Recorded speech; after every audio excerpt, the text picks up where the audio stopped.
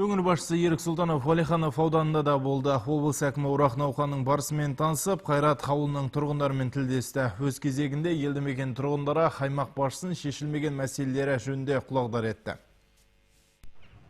Уәлиханов ауданында облыс әкімі Ерік Сұлтанов аялдаған бірінші нысан Северная Нива серіктестігі салып жатқан шағын элеватор болды. Жоспар бойынша нысан биылғы жылдың қазан айының соңында қолданысқа берілмек. Бүгінде элеватордың құрылысына 80 адам жұмылдырылған. Жобаның қуаттылығы 60 мың тонна болмақ. 2 сушилы.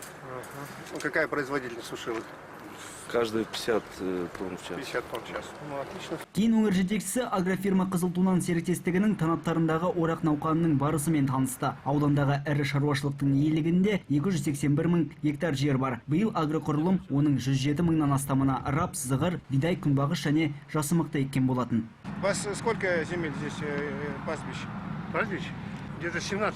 17 тысяч. Надо использовать их тоже, конечно. Ал Жолдаспай агро серіктестігінің қарамағында 15 мың гектар жер бар. Шаруашылықта жанар-жағармай қоры жеткілікті. Биылғы орақ науқанына 53 жұмысшы тартылыпты. Орташа жалақы 89 мың теңге. Облыс әкімі серіктестік басшысымен тілдесіп, астық түсімділігі жайында сұрастырды. Жолдаспай агро серіктестігі де мемлекеттік қолдаудан кенде емес. Биыл оларға 55 миллион теңге көлемінде субсидия бөлінді. Сондай-ақ шаруашылық Петропавлдық Қазтехмаш заводынан бір Сампазия комбайнын сатып алды. Уәлиханов ауданына жұмыс сапары барысында аймақ басшысы Қайрат елді мекенінің тұрғындарымен кездесті. Ауылдықтар көкейлерінде жүрген сауалдарын жолдап, шешімін таппай жүрген мәселелерді көтерді. Балалардың бәрі оқитыны Астананың Қарағандының жағында. Бізге мынау жол очыдан Сарыадырға дейін асфальт жолымыз бар да. Бұрын тәуекел деген облыстың персидігін атқан партия болғанда істеп жасалды. Сол жолды мына былтырдан бері жолды былтырға дейін өңдеп, сол жол бытшыт болды асфальтымыз. Жақсыздың жаңағы ондығасын тасып отқан тұзын сарқатонмен түгел үгіп тастады. Ертең бұрын қысты күні жүріп өтсек, биылғы жылы ешқайда шығатын жағдайымыз жоқ. Соның жағдайын бір қарастырсаңыз. Қайрат ауылдық округінде жол жарық мәселелерінен бөлек ұялы байланыстың болмауы да қиындық туғызуда. Ұялы байланыс болса деп ойлаймыз, мынау Семізбайға әкеліп қояйын деп жатыр екен.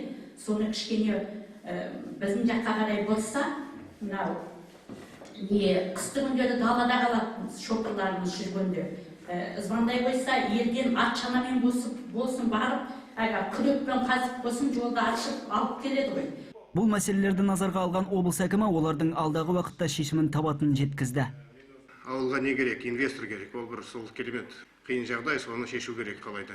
Осы сіздердің сұрақтарыңызды бүгін бәрін алып, қарастырып, қандай шешім болатынын сол қаңтар айында сіздерге баяндап беруге дайындаламын. Аймақ басшысы құлы-көлдіктермен де жүздесті. Бұл округте көкейкесті мәселелердің бірі ұялы байланыстың жоқтығы болып отыр. Өңір жетекшісі алдағы уақытта проблеманы шешуге септесетінін жеткізді. Облыстан 6 шақырым жерде тұрғаннан кейін біздің жаққа әкімдердің келетіндері өше болмаған шаруа. Бүгін бұл кісі өзі бірінші рет біздің ауылымызға келіп, қазақи ауылға келіп деген сияқты. Соған біз елі көп қуанамыз. Еліміз қазақи ауыл деген сияқты. Дегенмен бұл кісінің келгеннен кейін мәселелері түгел біледі.